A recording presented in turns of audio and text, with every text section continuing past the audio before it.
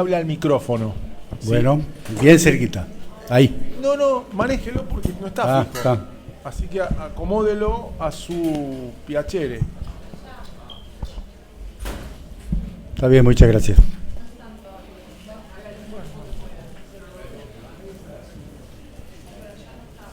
Bien, le cuento. Este es el Tribunal Oral Federal número 4 de San Martín. ¿Podés subir un poquito el volumen? Sí, se escucha poco. Sí. El suyo se escucha bien, el mío se escucha mal. ¿Podés subir un poquito el volumen? ¿Ahora? ¿Mejor? Sí, bien. Perfecto. Le decía, este es el Tribunal Oral Federal número 4 de San Martín. Lo hemos convocado en la causa 3622-3623 a solicitud de las acusaciones, a los efectos de que usted preste declaración en carácter de testigo. Esto quiere decir que declara bajo juramento o promesa de decir verdad, y si no lo hace, incurre en el delito de falso testimonio, que tiene penas privativas de la libertad que llegan hasta los 10 años. ¿Jura o promete decir la verdad? Prometo decir la verdad. Bien. ¿Nos podría decir, por favor, su nombre completo? Remo Joaquín Bénica.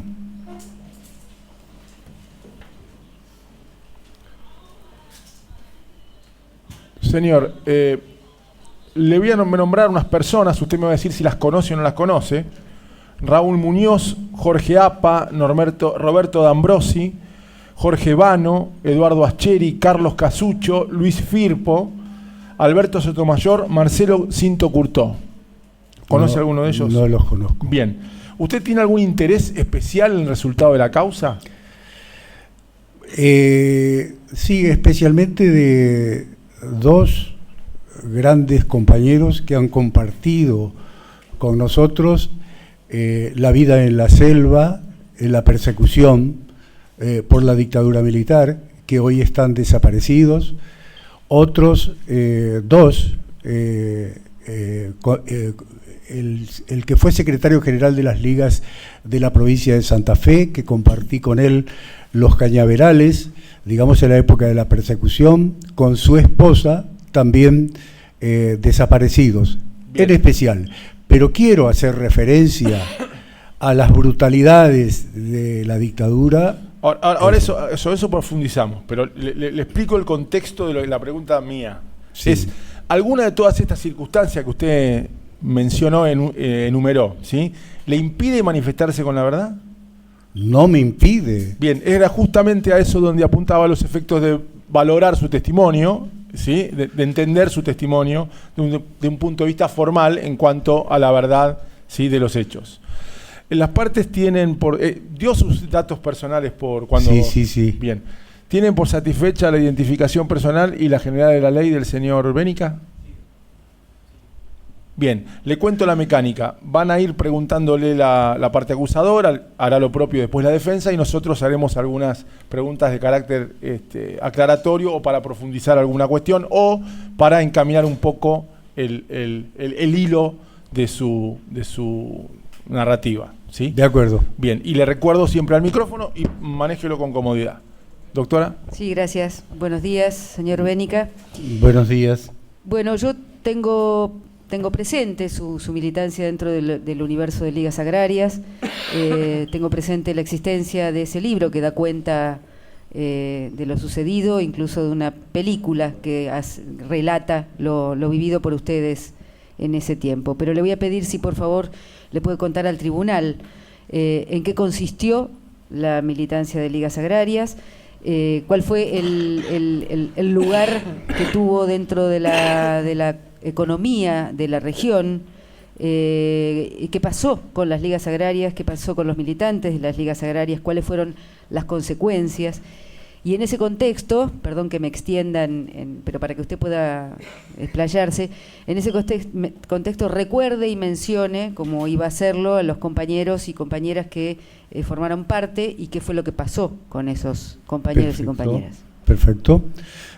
Bueno, yo tengo fue una larga historia en torno a la capacitación campesina, la organización campesina, que viene de la etapa de el Movimiento Rural de Acción Católica, en donde yo comienzo en los años 64 en adelante, y que precisamente desde el 68, desde 1968, yo integro la coordinación regional del movimiento rural, digamos, donde estaba a cargo el norte de la provincia de Santa Fe, Formosa, Chaco, Corrientes, toda su provincia, y Misiones.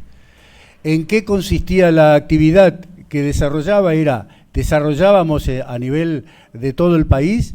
Era organizar al sector agropecuario, pequeños y medianos campesinos, que en la historia nunca habían logrado un nivel de organización, si bien se recuerda el grito del Corta de la Federación Agraria, pero en realidad el movimiento que se gesta a partir del trabajo que íbamos haciendo desde la región y del país con el movimiento rural es un movimiento totalmente diferente, un movimiento que se torna reunión de todos los parajes, pueblos, de las zonas rurales del país, organizar jóvenes, serían chicas y muchachos, en algunos lugares, como por ejemplo la provincia, el norte de Santa Fe, según las características de los obispos de la región, era más de tipo familiar.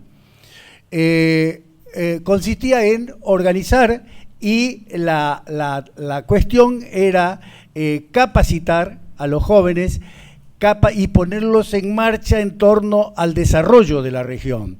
Por ejemplo, en principio eran resolver las problemáticas más puntuales. Si no había escuela, había que hacer escuela. Si no había puente, había que hacer puente. Si no había camino, había que hacer camino. Digamos, salas de primeros auxilios, etcétera. Esa fue toda una temática del comienzo. Y después, ligado a eso, pero fundamentalmente donde se basa la mayor parte del trabajo de las ligas agrarias, digo ligas agrarias y movimientos campesinos, porque ligas agrarias era el Chaco, después ligas campesinas en Formosa, ligas campesinas en Goya, movimiento agrario misionero en Misiones y ligas agrarias en el norte de Santa Fe, cada una con sus características según el tipo de población que había, digamos. En este trabajo nosotros logramos una movilización de todo el nordeste, el noroeste, incluso en el país, porque yo 2 años estuve en la coordinación de la región del nordeste, pero después formé parte del equipo nacional, pero con continuidad en el trabajo de coordinación y capacitación. Nosotros teníamos cursos de primero, segundo y de tercer nivel, que se capacitaba a los campesinos, desde el primer nivel hasta el tercero era más a nivel dirigencial, y teníamos un método muy importante que fue una innovación en el trabajo de formación y capacitación campesina, que fue el método ver, juzgar y actuar, que viene de Francia, digamos. Y a nivel de la dirigencia nacional participábamos con el equipo de Pablo Freire, que era el que nos ayudaba a comprender, a entender todo el fenómeno latinoamericano. Toda esa capacitación que íbamos desarrollando estaba acompañada de medidas que lentamente fueron siendo cada vez medidas más importantes, que fueron el lograr, por ejemplo, el precio del producto. El caso se inicia con el precio sostenible de los cultivos agrícolas, pero se los decía, se los proclamaba y se los ejecutaba porque teníamos capacidad organizativa, capacidad de movilizar campesinos, más de 50.000 familias campesinas en el nordeste del país, y tomar medidas de fuerza que nos permita avanzar sobre eso. Logramos en la provincia del Chaco más del 80% de comercialización a través del movimiento cooperativo. Se iban purificando las cooperativas a través de la participación de los campesinos en las asambleas. Se ponían dirigentes que sean capaces de responder a las problemáticas campesinas. Y esto fue un movimiento general en todo, y fue apoyado muy fuertemente por la Iglesia, digamos. Mi tarea en la coordinación de la región era 2 reuniones anuales de debate y de discusión con los 7 obispos de la región, donde le imprimíamos informábamos y le imprimíamos toda esta cuestión, digamos, en la región. Bueno, hemos logrado muchas cuestiones, hemos parar embargos, incluso una de las cuestiones muy importantes que hemos logrado, y esto que fue un hito en la historia del movimiento campesino, de las ligas agrarias, fue la paralización del proyecto norteamericano Agrex de Pedro y Antonio Lanusse, donde fuimos a plantar banderas argentinas. Ahí tiene agua. En territorio, porque eran 1 millón de hectáreas que debían ser entregadas, y fuimos a plantar banderas argentinas en defensa de las tierras para los campesinos, y esto fue exitoso, fue uno de los movimientos que la dictadura no se ha olvidado, digamos, y que ha castigado a los campesinos, porque logramos reivindicaciones que ni ellos querían. Y en la provincia del Chaco, Corrientes, parte de Formosa, digamos, a Bunge y Bor, que era una empresa que acopiaba todo el algodón de los campesinos y pagaban miserablemente, logramos que se respeten los precios mínimos sostén y móviles que nosotros, desde la organización campesina, proponíamos, debatíamos. Además, nuestro sistema de trabajo en todas, ya sea en la colonia como en la provincia, estaba la decisión del conjunto de la sociedad. Lo que diferenciaba a otros movimientos, como el caso de la Federación Agraria, es que era un movimiento de masas. Nosotros reuníamos a toda la comunidad, familias, chicos, esposas, campesinos, todos, y las decisiones que tomábamos eran totalmente democráticas y se llevaba adelante la decisión del conjunto, y los dirigentes de las ligas eran elegidos por las comunidades, y así después las elecciones de los que tenían otros niveles mayores, ya sea provincial, eran decididos por los delegados de cada una de las comunidades. Esto es lo que la dictadura se ha ensañado después en destruir, porque lo que hacíamos, le impedíamos las apropiaciones de las tierras. Y hacíamos de que el campesinado permanezca en las zonas rurales, porque se sentían parte de esa problemática y vivían de ella, y trabajaban fuertemente en el desarrollo de cada una de las comunidades. Este fue el éxito tremendo de las ligas agrarias. Por eso la dictadura se ensaña y comienza un proceso de persecución enorme, de los cuales en el caso mío fue todavía allá en los años 1975, tuvimos que irnos a vivir con los campesinos, porque todavía éramos un proceso democrático, porque estábamos intimidados, se ponía enfrente de nuestra casa, digamos, y llegó un momento en que rodearon la casa para llevarlos a nosotros, y nosotros ya habíamos vivido problemas con otros dirigentes de las ligas, entre ellos Osvaldo Lobey y otros dirigentes de Formosa, de Misiones, de Corrientes, digamos, con todos estos hechos de intimidación que desarrolla. Esto fue a partir después de la muerte de Perón, empieza todo este proceso, la dictadura empieza ya a asumir con toda ensañamiento, digamos, el tema de la persecución a los campesinos. Y como nosotros, y digo nosotros porque Irmina no vino porque por la limitante de tantos que venían a declarar, entonces vine yo, digamos, nosotros tuvimos que escapar y vivimos casi un año del año 75 al golpe del 76, de marzo del 76, nosotros vivimos trabajando con los campesinos, y los campesinos nos protegían a nosotros, tenían el control, digamos, para que nosotros podamos vivir tranquilos, comer, trabajar, etcétera. A partir del golpe militar tuvimos que vivir en la selva, y vivimos en la selva después, un año viviendo con los campesinos, trabajando y capacitando, porque siempre no dejamos de hacer, incluso enseñar a leer y a escribir, digamos, con los campesinos y los trabajadores rurales y los yaceros, porque quiero aclarar, después del trabajo de la coordinación, allá desde el 74, donde nos casamos con Irmina, fuimos a trabajar de un grupo de pastoral de monte en Sáenz Peña, donde generamos en menos de 2 años más de 2.000 hacheros que vivían una indignidad tremenda, digamos, sometidos tremendamente. No nos olvidemos en la época que estamos hablando, el año 63 termina la forestal en la Gallareta, y ya muchos años antes en la zona de Chaco, Formosa y Santiago del Estero, digamos, ya había abandonado, entonces los campesinos quedaron, campesinos, hacheros y obreros rurales abandonados, digamos. Bien, lo voy ordenando. Sí. Está el golpe del 76. ¿A usted dónde lo encuentra el golpe del 76? ¿Ya en el monte? El golpe del 76 estábamos viviendo en las casas de los campesinos. Bien, porque nosotros trabajamos con los campesinos. Pero con el golpe, inmediatamente nosotros fuimos a vivir a la selva. Bien, ¿por qué no nos relata esto de la selva, toda esta época? Claro, lo que pasa es que cuando se da el golpe militar comienza un fenómeno de persecución tremenda, no solo persecución, muerte. Digamos que incluso, viste, un dirigente de las ligas, lo menciona Sokol como parte de uno de ellos, fue muerto entre el medio de campesinos detenidos, a patadas lo mataron en la comisaría de Saspeña. Digamos, para que vean y amedrentar los campesinos.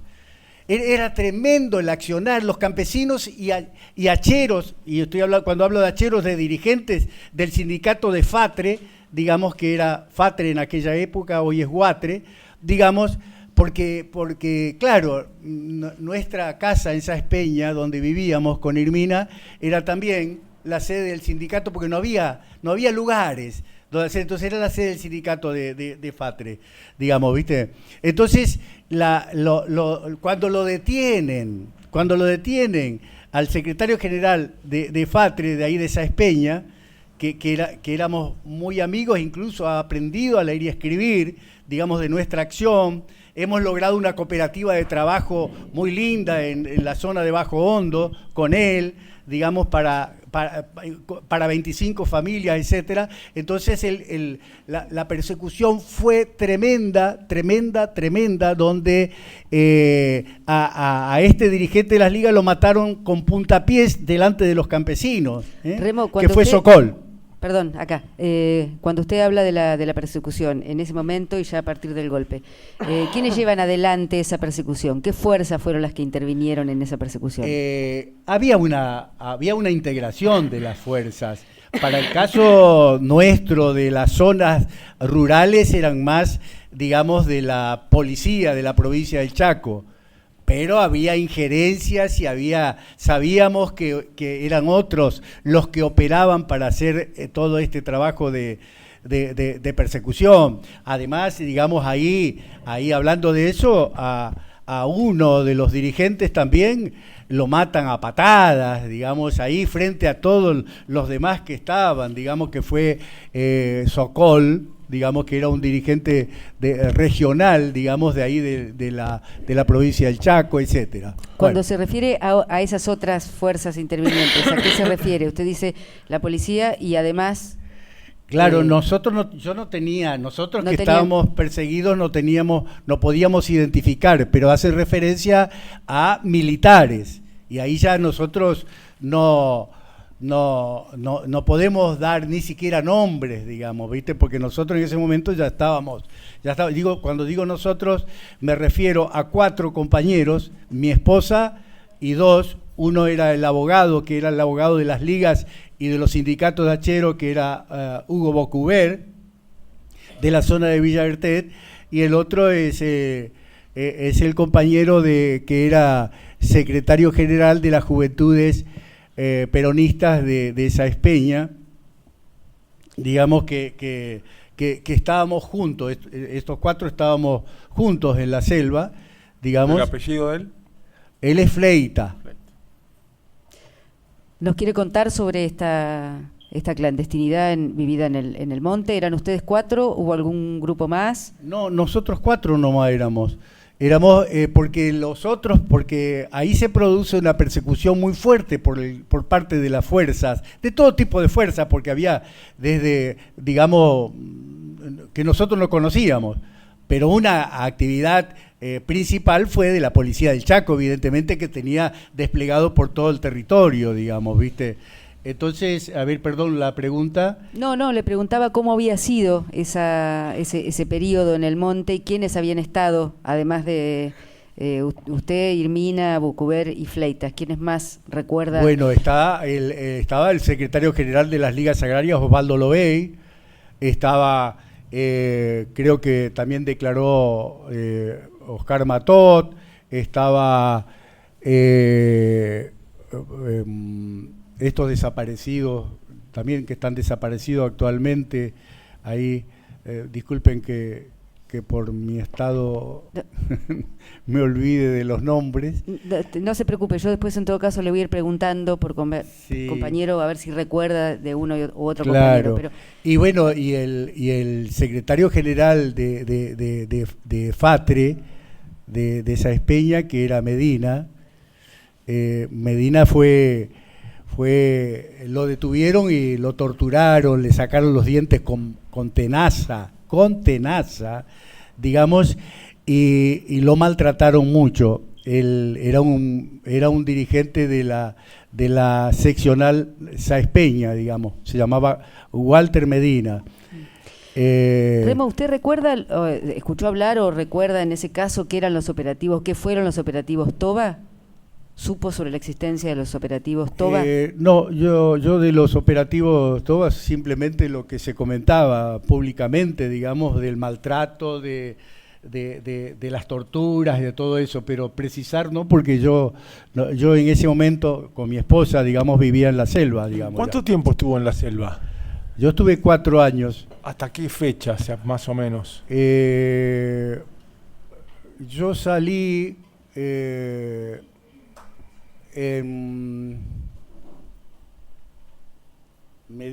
sería en julio del 78, perdón, del 79. ¿Nos 79. puede relatar algún pormenor por dónde salió, cómo logran salir? Sí, digamos, en mi caso, digamos, tenía una relación muy estrecha con la Iglesia Católica, por lo tanto, el sacerdote de Reconquista, que éramos muy, muy amigos, digamos... ¿El nombre de él? ¿Cómo? ¿El nombre de él? Armando Jacuzzi. Está fallecido, por eso doy el nombre, digamos, ¿viste? Porque trabajamos juntos en todo lo que fue la pastoral de la región NEA, digamos, tanto de catequesis como de todo lo que fue el movimiento rural. Yo representaba el movimiento rural de Acción Católica, pero colaborábamos con el desarrollo de la catequesis de toda la región, que fue casi, diría, uno de los únicos en la historia, este tipo de movilización por parte de la Iglesia, de posicionar al campesinado, a los trabajadores rurales, digamos, en la dignidad humana, que fue, digamos, muy importante en todo ese proceso, digamos. Y a partir digamos, del 79, nosotros salimos del país y nos exiliamos en Madrid. Bien. ¿Por dónde salen? ¿Se acuerdan? Salimos por la São Borja, Brasil. Además tuvimos la suerte, digamos, de que salimos sin mayor inconveniente. La idea era salir con el tumulto. Nos habían programado desde Buenos Aires con el tumulto de la gente que sale a Brasil a hacer compras, y ese día no había nadie. Así que fuimos y el señor que nos lleva, que ni nos conocía, le dijimos que teníamos que ir a Brasil, y bueno, la prefectura nos pone una lancha a nuestra disposición y salimos a Brasil. Es un poco ridículo, pero porque teníamos nuestros afiches estaban en todo el norte del país. En todas las comisarías se han distribuido afiches por avión, etcétera, etcétera. Así que bueno, tuvimos la suerte, digamos, y también la astucia, digamos, de poder salir. Así que bueno, y esa fue nuestra salida. Fuimos a Sao Paulo, y de Sao Paulo un vuelo a Madrid. ¿Le puedo hacer una...? La pregunta es, ¿cómo salen del monte y llegan a Buenos Aires? O sea, ¿cómo llegan a Brasil? ¿Desde dónde van a Brasil y cuál es el contacto que tienen en Buenos Aires para salir? La iglesia. La iglesia. La iglesia. Porque nosotros éramos, como yo he estado en el Movimiento Rural de Acción Católica a nivel de la región NEA primero y después a nivel del país, porque formé parte de la Comisión Nacional del Movimiento Rural de Acción Católica. Pero además he participado de muchos eventos a nivel regional, porque el Movimiento Rural tenía una estructura del MIJAR, que era el Movimiento Internacional de Juventudes Agrarias Rurales Católicas, y entonces que teníamos también nuestros encuentros a nivel del continente y a nivel mundial, digamos, ¿eh? Bueno, salen por Brasil y llegan a... Salimos por Brasil y viajamos a Madrid, y ahí estuvimos bajo el amparo de las Naciones Unidas. Y ahí en Madrid, ¿con qué se reagrupan, se encuentran con otros compañeros? ¿Cómo es el tema? En Madrid nos fuimos encontrando con la mayoría de los compañeros, algunos que habían salido antes, otros que venían saliendo después. Y yo personalmente tuve la tarea, incluso en las Naciones Unidas, para el tema de las problemáticas de los dirigentes del sindicalismo preso. Estuve en gestiones porque a mi hija tenía 4 meses y la llevaron, porque nosotros la dejamos a cuidado de campesinos, porque la selva era muy, muy complicado, los bichos, etcétera, y creímos que era la mejor manera. Y entonces... ella nació en el monte. Nació en la selva, en un subterráneo de 3 metros que construimos para evitar ruidos, etcétera, y la atendimos en los 45 días, donde mi esposa la amamantó, y después la dejamos. La secuestran al matrimonio que la cuidaba y la secuestran a ella, así que estuvo en la cárcel hasta los 2 años. Que por suerte la intervención del obispo de Reconquista, que teníamos excelentes relaciones por esta cuestión de movimiento rural, y el obispo de Sáenz Peña, Iriarte y Di Stéfano, logra que mi familia la recupere de la cárcel. Además, escuchar la radio, que hablaba una niña. De hecho, sabíamos que no era nuestra hija porque no tenía la edad como para hablar, pero hacían hablar una niña por Radio Sáenz Peña, LT16, digamos, para que nosotros nos entregáramos. ¿Cómo era eso? ¿Qué programa de radio? ¿De quién era el programa de radio? No recuerdo de quién era, pero la radio de Sáenz Peña, digamos, hacían hablar una nenita que decía... papito, disculpe. No, por favor. ¿Tiene agua o necesita?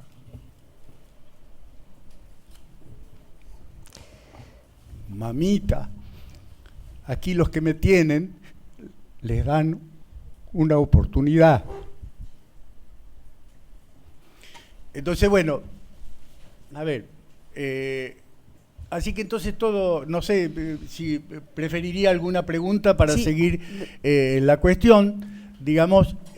Lo cierto es que vivimos a nuestro alrededor, porque nosotros teníamos una representación muy alta en la zona de Sáenz Peña, porque nosotros nos dedicamos a enseñar a leer y escribir y armar cooperativas de trabajo con los hacheros y los campesinos. Una cooperativa extraordinaria, digamos, La Esperanza de Bajo Hondo, digamos, donde 25 familias recuperaron 750 hectáreas de tierra y desarrollaron un proyecto incluso donde se construyó también una escuelita, etcétera. digamos, hemos trabajado mucho, digamos, entonces a nosotros nos ha acompañado mucho la población rural en todo este tiempo de persecución. Nosotros no necesitábamos de que alguien nos mande cosas para comer.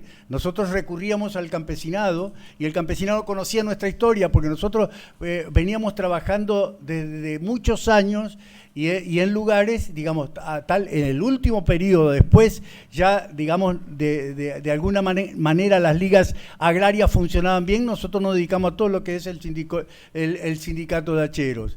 Y nos dedicamos a la capacitación, a la organización, digamos, muy fuerte, porque el sistema de explotación de aquella época, de los sectores, de las familias que vivían en el monte, que era el residuo de la forestal argentina, era increíble, era tremendo, era brutal, digamos, un aislamiento total, los patrones hacían lo que querían, etcétera, y nosotros constituimos un grupo de sacerdotes y religiosas, de los cuales eran 26, de los cuales 2 matrimonios, digamos uno de Incupo y Irmina y yo, el resto eran todos sacerdotes y religiosas que nos dedicábamos a ese trabajo. Remo, le voy a interrumpir con algunas preguntas. Y lo llevo a Madrid, ¿no? Cuando ustedes salen y finalmente están en España.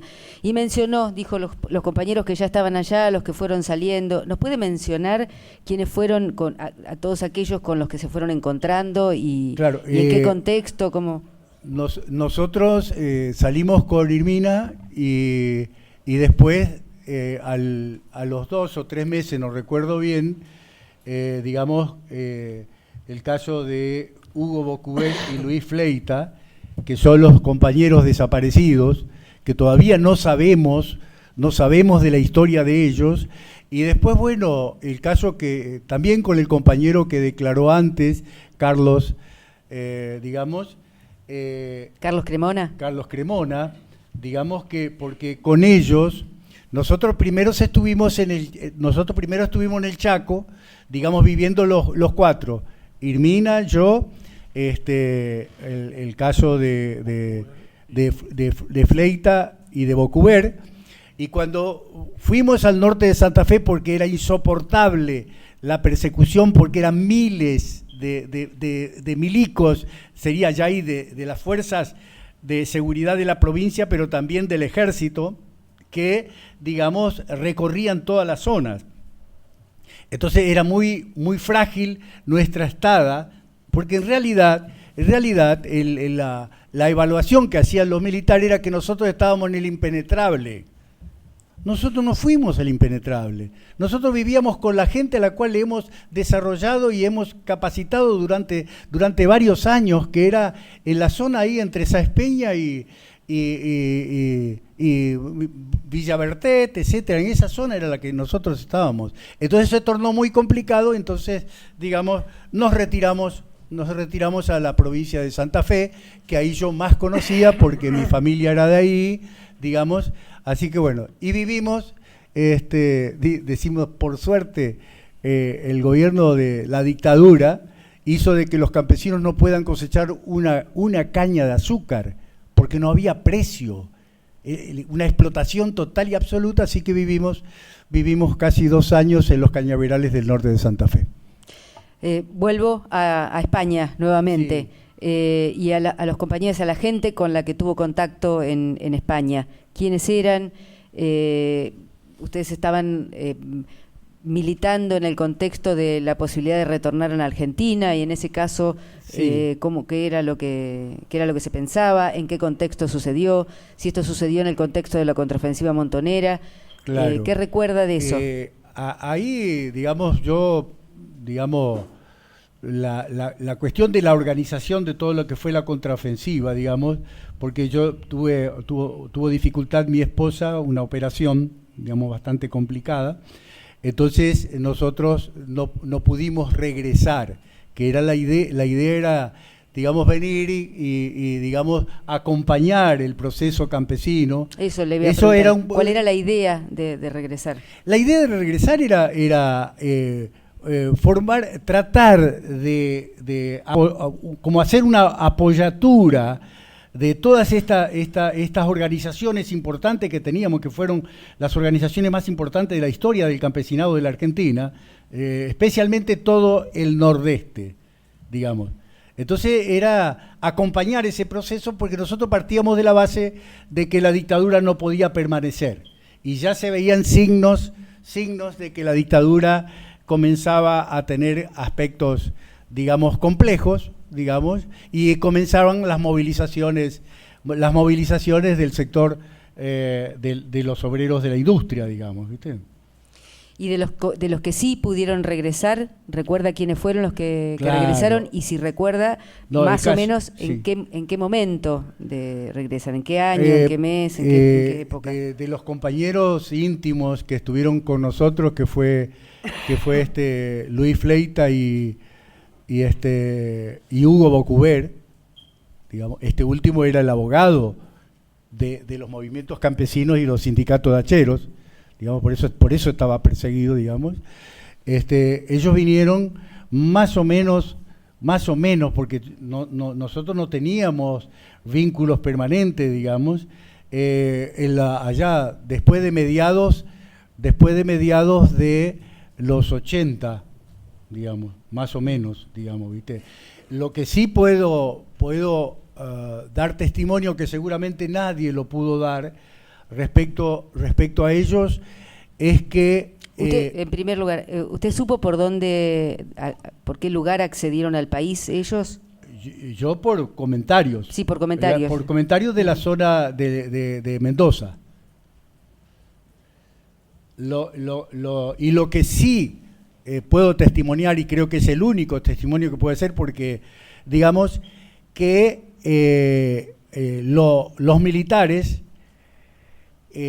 fueron a retirar en la zona de las Mercedes, detuvieron al campesino que nos compró medicamentos y fueron a retirar los medicamentos del lugar donde nosotros lo habíamos dejado, porque nosotros teníamos una manera de dejar medicamentos, los que más se podían utilizar, digamos, en lugares que teníamos acceso solamente nosotros. Entonces, en un lugar de las Mercedes donde habíamos escondido medicamentos, éramos los 4 únicos que sabíamos, y el ejército va, lo detiene al campesino que nos compró el medicamento, y con él van al lugar. El campesino no sabía nada. El campesino no sabía nada dónde escondimos nosotros los medicamentos.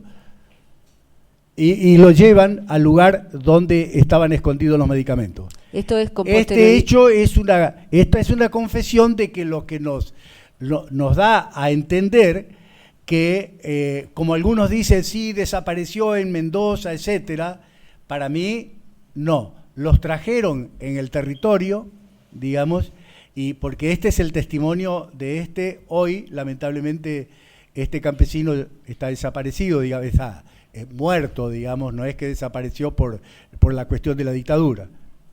A ver, voy a tratar de reconstruir esto que acaba de relatar. ¿Las Mercedes o dónde quedan? En Las Mercedes, Chaco, o sea, a 15 kilómetros de Villa Ocampo, que bien. es una ciudad más conocida, digamos. Y ustedes ahí tenían oculto medicamentos. Medicamentos que nos había comprado este campesino, donde llegó el ejército a buscarlo y a levantarlo para ir a levantar los medicamentos. Bien, esto, la irrupción eso da fe que los militares lo tenían, digamos, a estos 2 compañeros, digamos. Eso es lo que le iba a preguntar. Esto sucede con posterioridad al secuestro de Bocuber y Fleitas. Exacto, bien. exacto. Bien. Y usted dijo que este campesino no... ¿Se acuerda? Eso le iba a preguntar, más allá de que falleció, ¿se acuerda el nombre? Sí, Sí, Reinaldo Bosch. claro. Y esto se lo cuenta, perdón, esto... Reinaldo Bosch incluso tiene el hermano desaparecido que se ubica dentro de el hermano de él en los hechos de Margarita Belén. Y esto se lo cuenta Reinaldo a usted. Claro. Bien. ¿Qué le cuenta con relación a las personas que fueron? Usted dice que fue el ejército. No tengo más datos. No recuerda más. No nos dio datos, porque además, digamos, por respeto, tampoco uno entraba a indagar porque era situación muy complicada la de los campesinos cuando tenían que informar alguna cuestión. Claro, ¿y recuerda aproximadamente en qué momento, en qué tiempo, en qué año se lo contó esto? ¿Se lo contó ya en democracia? ¿Se lo contó No, en democracia ya. Bien. Sí. Con respecto a algún otro compañero o compañera que haya...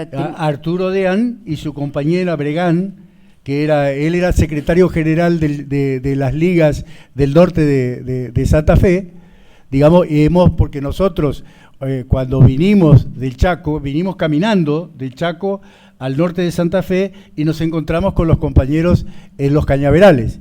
Entonces vivimos en los cañaverales 1 año y medio más o menos, y que después ya partimos para el exilio, digamos. Para el exilio.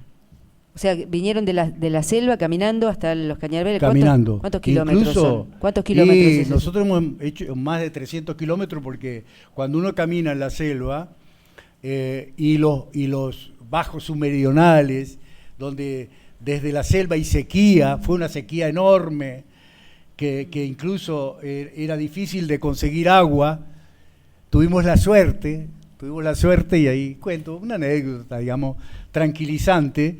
Un peón de estancia nos encuentra cuando nosotros cruzábamos en la provincia del Chaco, a unos 30 kilómetros de Villa Ángela, y le pedimos por favor, porque era una sequía y teníamos sed, lo que habíamos acumulado ya no lo teníamos más, y entonces le pedimos a él si nos podía decir dónde había agua, y dice, yo soy peón del jefe de policía de Villa Ángela, pero yo entiendo lo de ustedes, así que vayan, está acá a esta dirección un tanque de agua de los animales, digamos, donde nos fuimos verdaderamente fue como nos dijo, y no solo encontramos agua, sino miles de ranas, en donde cargamos en una bolsa agua, ranas,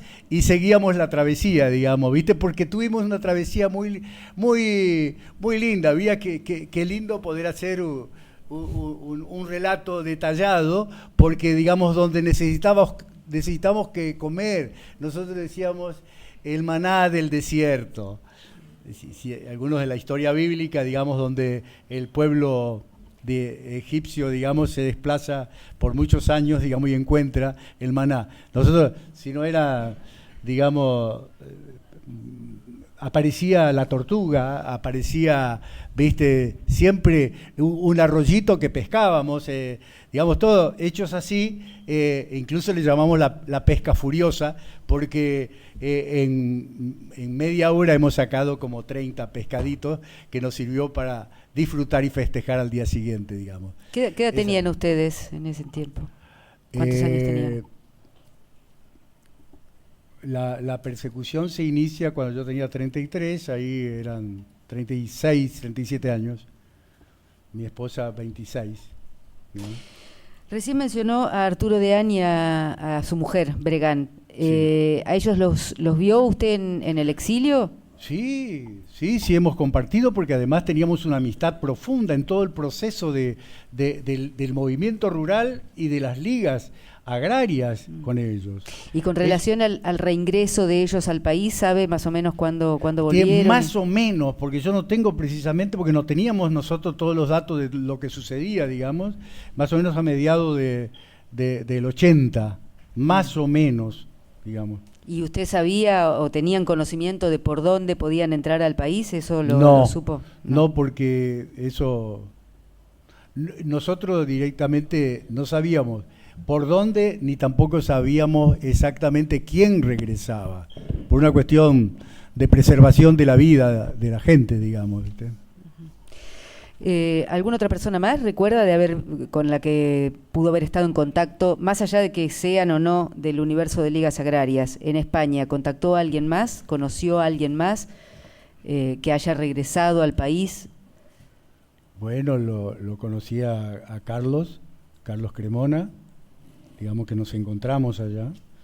Sí, ya lo mencionó. Sí, bueno, y lo que pasa es que muchos compañeros que yo no llegué a saber su nombre, digamos. ¿Y los apodos? ¿Recuerda algún apodo que haya escuchado? Sí, lo Nelson recuerda. Montesa. No, está bien si lo recuerda. No. A propósito de eso, respecto de estos compañeros de... Bueno, de Osvaldo lo veí, yo creo que, no sé si lo mencioné. Ya lo mencionó, sí. Sí, una pregunta, ¿qué significó para la economía de la región la desaparición de las ligas agrarias? No, es tremendo. Hoy podemos decir, en la etapa de la dictadura militar han desaparecido, digamos, no por muerto, digamos, han desaparecido en la etapa de la dictadura un 40% del campesinado, porque vivió una persecución que no nos podemos imaginar lo tremendo que fue, y especialmente los sectores más pobres, porque el campesinado rico no tuvo mayormente dificultades en ese momento, pero todo lo que es el campesinado, los trabajadores rurales, vivieron momentos muy complicados, muy difíciles, de una persecución enorme.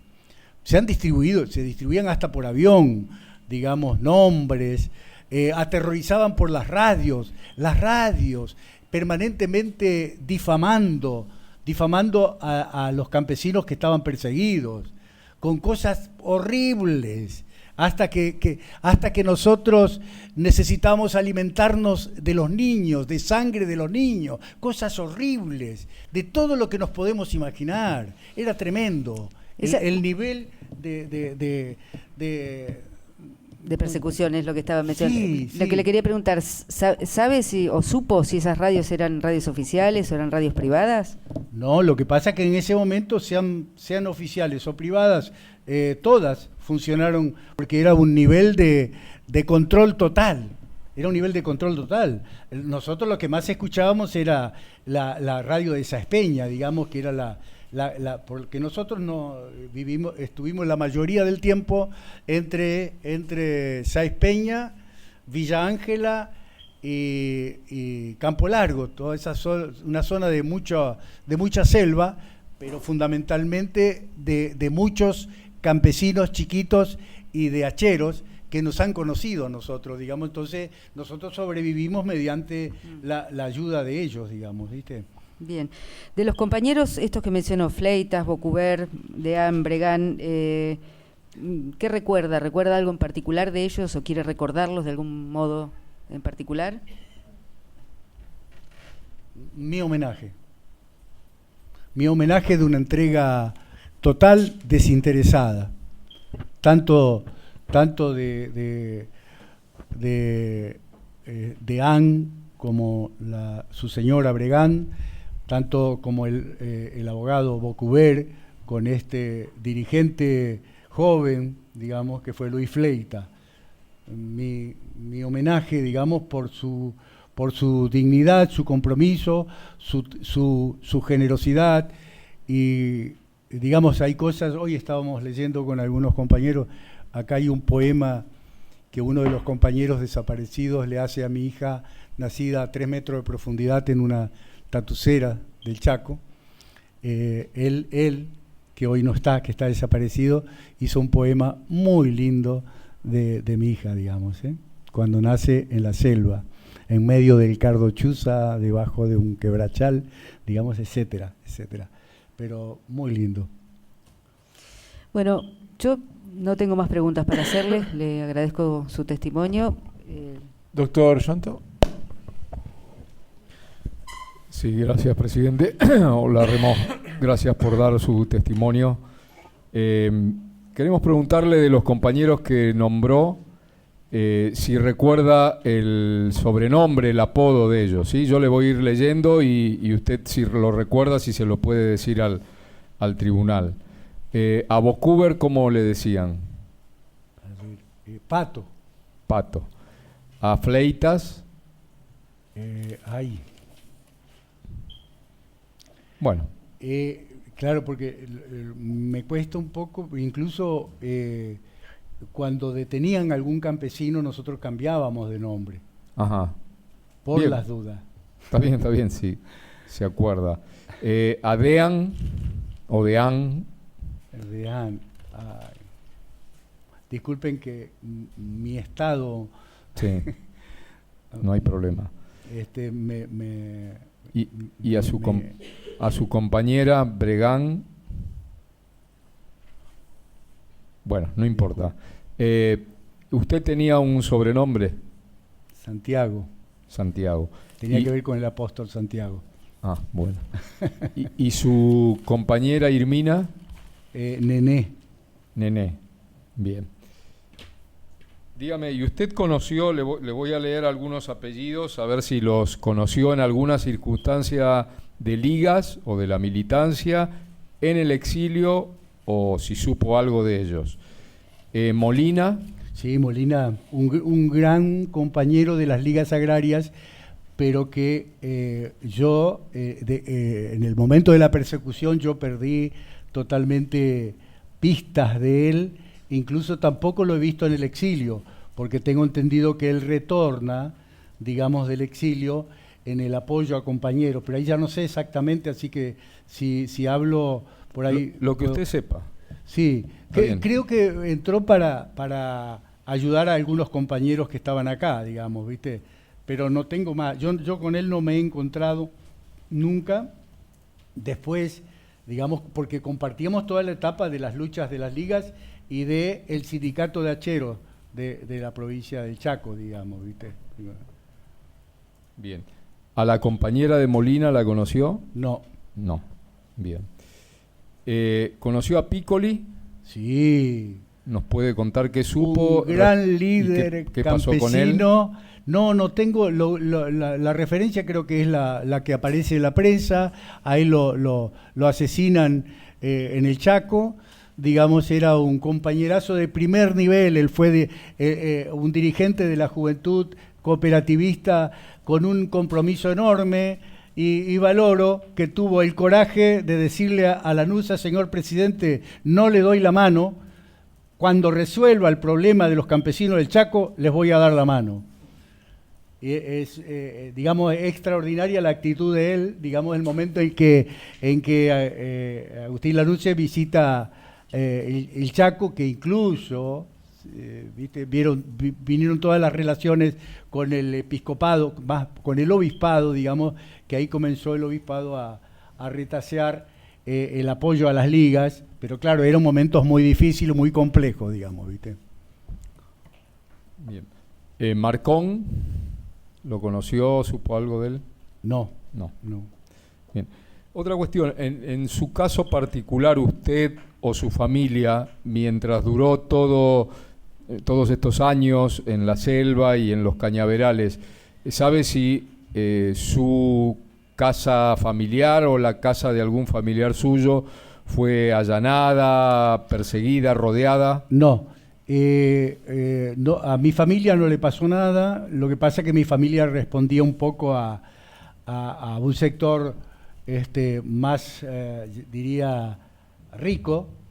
Ellos eran dueños de la fábrica Vigía, protector de neumáticos, digamos, y tenían un nivel, digamos, económico que les permitía más bien negociar con los milicos todas las situaciones, digamos. Que incluso quisieron negociar mi libertad, digamos, del Chaco, mi libertad en el sentido de estar libre si yo me entregaba a la fuerza de seguridad. Me negué absoluta y totalmente, digamos, porque estaré libre cuando está el pueblo argentino libre. Esa fue mi reflexión, digamos, ¿viste? Todavía tenemos tiempo por delante para lograr eso, pero no importa. Yo creo que la decisión y la conciencia a veces juega mucho a favor de la liberación de la Argentina de manos de estos canallas que están hoy en el poder.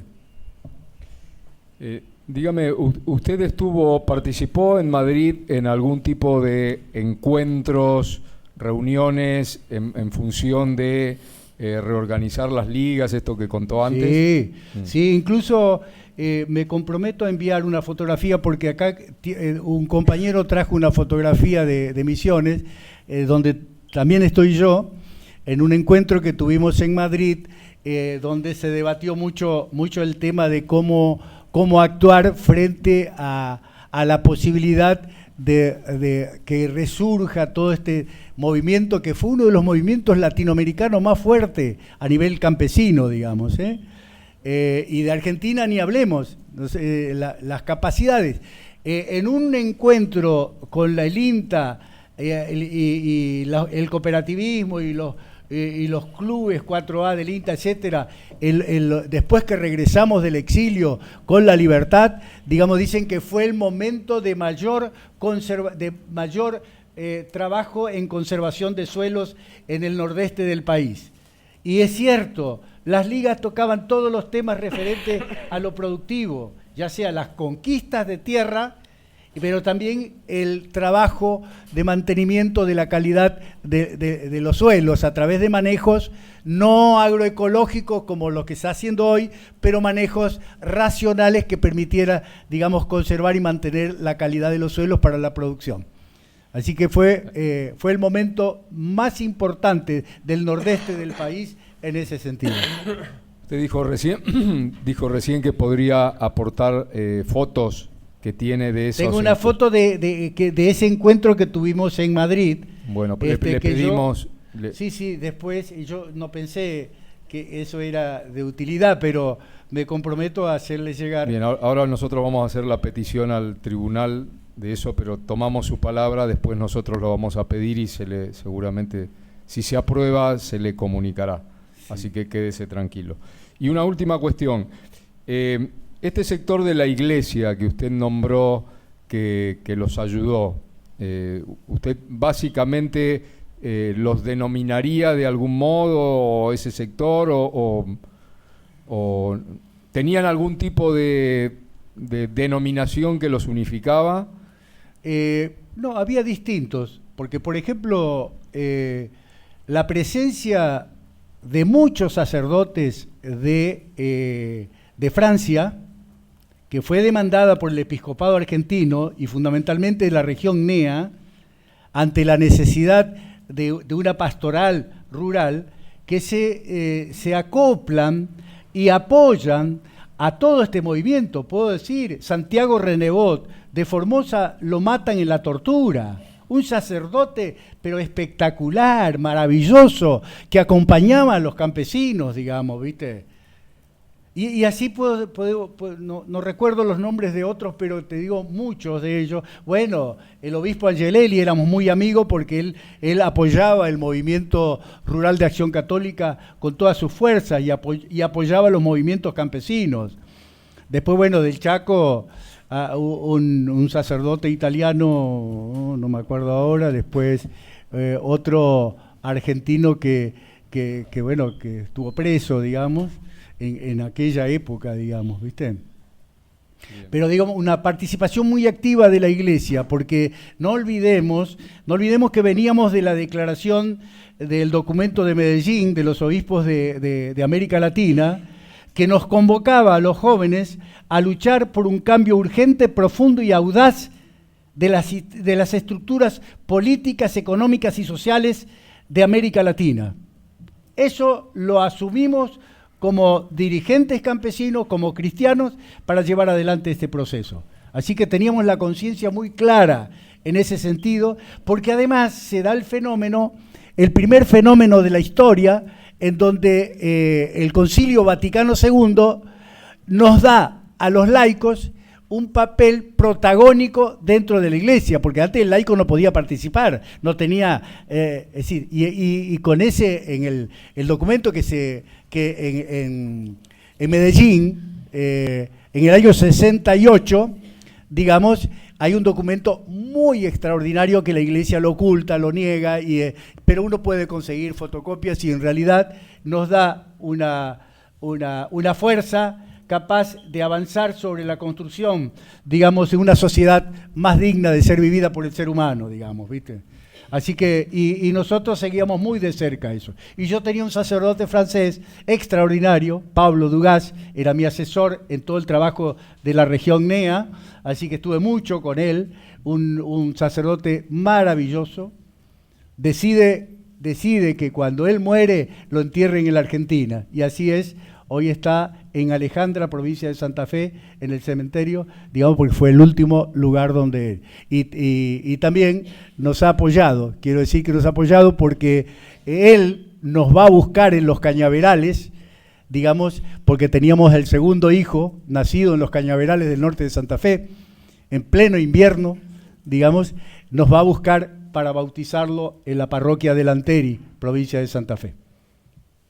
Bien. Y nos vuelve a llevar a los cañaverales con una carga de mercadería que ellos tenían para distribuir a los sectores más desposeídos, digamos, ¿viste? Así que quiero agradecer también a Armando Jacuzzi, fue el sacerdote que nos fue a visitar en los cañaverales y que nos dio la pauta, los contactos para Buenos Aires, para después, desde Buenos Aires salimos por Santo Tomé Corrientes a Sao Borja, donde es increíble lo que les voy a decir.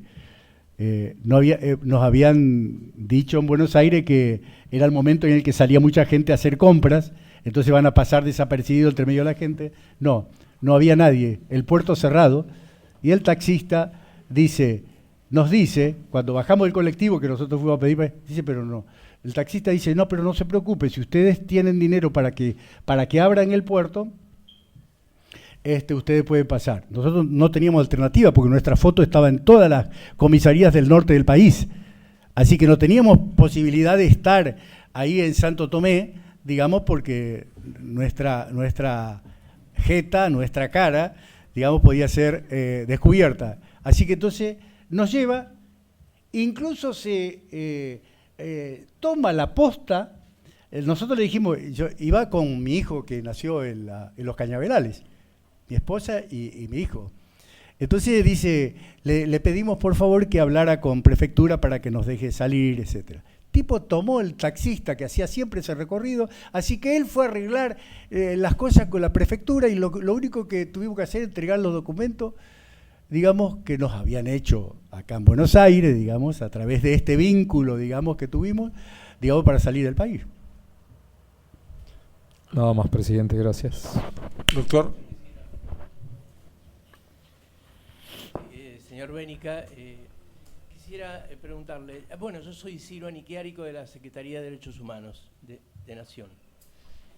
Entre los trabajadores rurales, sus dirigentes, los sacerdotes que los acompañaron, a quienes usted mencionó, durante el periodo en el que estuvieron escondidos en los cañaverales o cuando se encontraron en lugares de exilio, ¿tenían algún sistema o circuito de información acerca de lo que estaba pasando, de lo que sucedía? ¿Había alguna forma en que entre ustedes se comunicaran y se informaran sobre la situación, sobre quiénes estaban en riesgo, qué estaba pasando? No, nosotros no teníamos forma, solamente cuando nos encontraban. Cuando vinimos a Buenos Aires, que estuvimos para la salida del país, ahí pudimos encontrarnos con algunos de ellos, digamos, incluso los que nos entregan los documentos para salir, digamos, y quiero hacer un homenaje a Alberto Sili, que un jesuita que fue, digamos, un defensor y un comprometido de todos los militantes de las ligas y hacheros del país. Ella falleció hace 3 años, pero mi homenaje a él porque él nos ha dado una mano enorme en posibilitarnos la salida al país. Mi pregunta un poco estaba dirigida a lo siguiente, voy a tratar de precisarla. ¿Tenían más o menos idea, o usted tenía idea acerca de la motivación y el origen de esta persecución? Usted mencionó en algún momento que sabía que policías del Chaco y también otras fuerzas eran las que los perseguían. ¿Esto era algo que surgía en el Chaco o o venía? No, quiero era ser la, indicativo. no, era en la región. La región. En la región NEA, digamos, ¿viste? Otra, por ejemplo, no fue tanto otras provincias, porque Córdoba, Buenos Aires y Entre Ríos también estaban las ligas agrarias. Pero como eran ligas más de niveles de mayor recurso, digamos, no fue una persecución tan brutal como fue. La dictadura se ensañó con los sectores más desposeídos del campo. Ahí está bien. Ahora usted dice la dictadura. ¿A qué se está refiriendo con esto? ¿Cómo? Cuando dice la dictadura, ¿a qué se refiere? Digamos, ¿a qué nivel de decisión de esta persecución coloca usted el origen de la persecución? Esa sería la pregunta. ¿En qué nivel, digamos? ¿Cuál es el origen de la persecución? De hecho son los poderes nefastos desde... No los califique, dígame, ¿en qué nivel se decidió esta persecución en el país? Todas las fuerzas militares del país, más todas las fuerzas policiales del país, todas, absolutamente todas estaban, puede haber mínimas excepciones de algunos policías que daban algunas pautas, incluso de algunos militares. Conozco un compañero nuestro de la provincia de Misiones. El padre, que era militar, le dice: hijo, salí porque te van a hacer boleta. Salí del país porque te va a hacer boleta, por decirte. Digamos, no, mire, todas las estructuras militares y policiales del país fueron cómplices de este fenómeno, porque si nosotros hubiésemos tenido algunas corrientes dentro de la policía o de la gendarmería o de eso, yo creo que se podía haber salvado a muchos compañeros. No, señores, era matar. Muchas gracias, Remo. Me doy por satisfecho con su respuesta. Gracias. Doctor. Doctora. Doctor. No, era para decir que no, pero para agradecerle la claridad de sus conceptos al señor, realmente al testigo. Bien, señor Bénica, su testimonio ha finalizado. Gracias. Muchas gracias.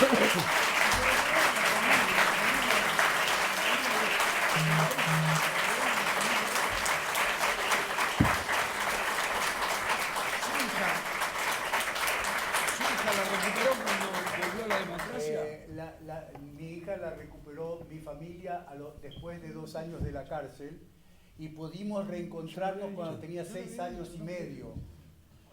Cuando regresamos del exilio el 31 de diciembre del año 83. Ahora sí, su testimonio ha finalizado. Gracias. Les voy a dejar a la justicia este libro que recorre parte de la historia de la época de la dictadura militar, tanto nuestra como de muchos otros campesinos que, sin dar referencias, vivieron esta cuestión, que les puede servir como documento para verificar, digamos, no solo nuestra historia, sino la historia de la mayoría de los campesinos de este bendito país, Argentina. Gracias, señor.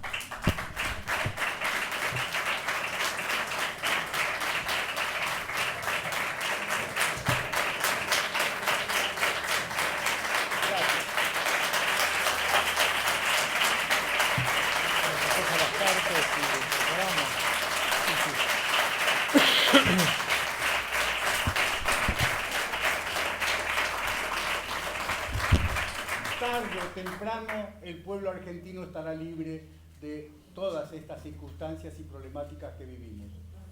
Ojalá sea así, porque estamos una civilización en riesgo frente a todo el problema del cambio climático y la descomposición de las sociedades de este planeta. Así que trabajemos todos juntos para avanzar y recuperar la dignidad humana y recuperar a nuestros pueblos del planeta. Gracias. Las partes tienen alguna objeción a que incorporemos al... Bueno, tomamos un breve intermedio de media hora y continuamos, ¿sí? Gracias. En 15 minutos, me dicen acá, porque se transforman en 20.